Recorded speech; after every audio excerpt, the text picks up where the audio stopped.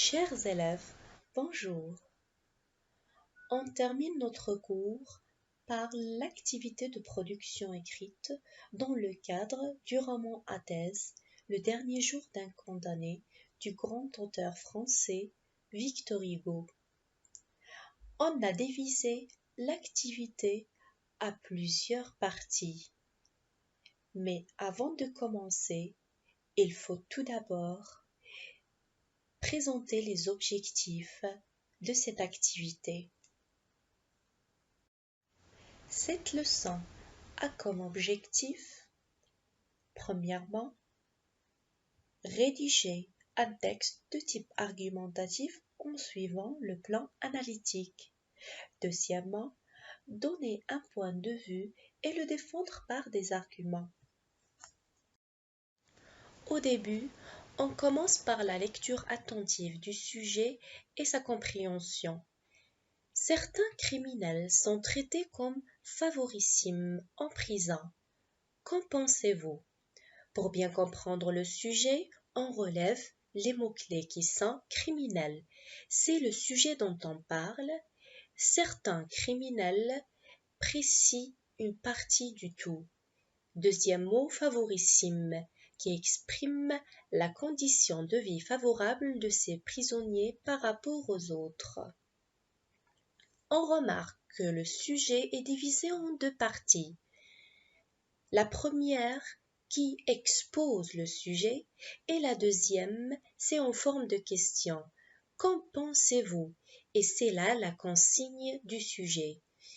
Une question qui demande de rédiger un texte argumentatif qui comportera votre point de vue à propos du sujet.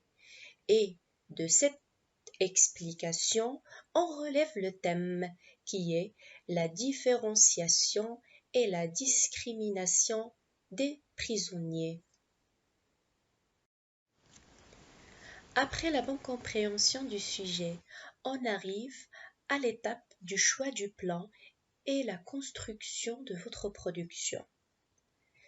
Le plan analytique, c'est le plan convenable à notre thème qui est la discrimination des prisonniers. Pourquoi?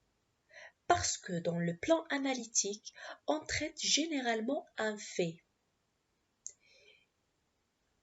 On doit citer ses conséquences, ses circonstances, ses causes, ses origines, et finalement on propose des solutions et des conseils. Pour la structure du texte,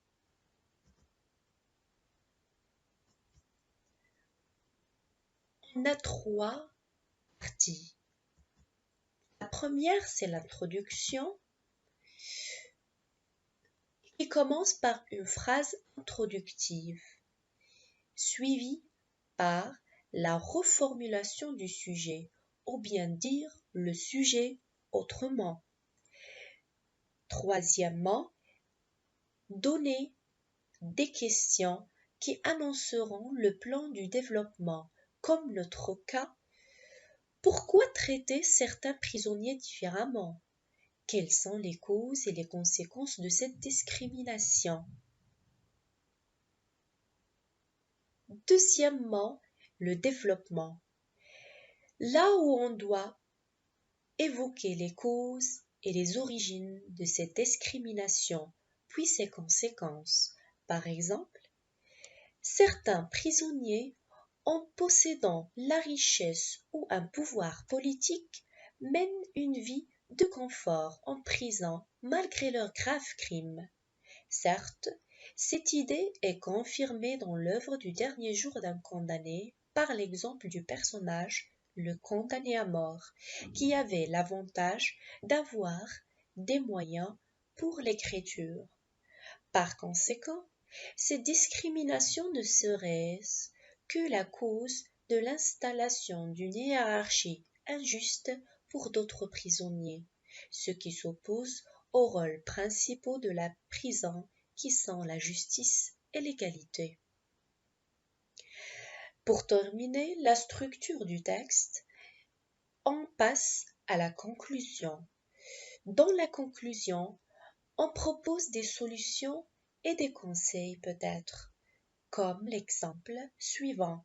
La prison est une micro-société où on enseigne aux prisonniers comment vivre avec dignité et respect, tout en installant l'égalité et la justice de tout le monde. Arrivons maintenant à la phase de la rédaction.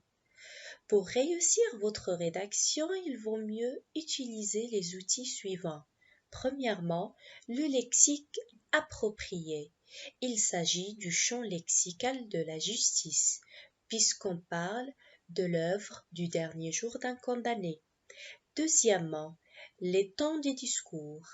Ça veut dire les verbes doivent être conjugués au présent, au passé composé, à l'imparfait aussi, et ainsi de suite.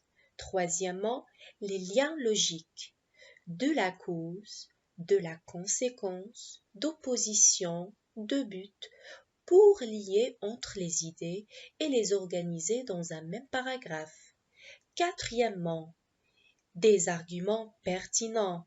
Chaque argument donné doit être illustré par un exemple clair. Cinquièmement, les figures de style, d'opposition, d'analogie, comme l'antiphrase, l'antithèse, la métaphore, la comparaison aussi, etc. Sixièmement et finalement, la ponctuation. Le texte ne doit pas être une seule phrase, mais plutôt un seul corps bien construit dans son ensemble des parties. Utilisant point d'interrogation pour une question, d'exclamation pour une phrase exclamative, ainsi de suite. Dernièrement, on arrive à l'étape de la révision. Afin de finaliser votre travail de rédaction, il faut revenir sur le texte pour une dernière vérification et faire attention à l'orthographe des mots, à la conjugaison et à l'accord. Avoir une écriture lisible et claire. Gardez la copie de votre production écrite propre et utilisez les couleurs pour distinguer les titres. Chers élèves, merci pour votre attention et j'espère que mon cours était bénéfique pour vous. Bon courage et au revoir.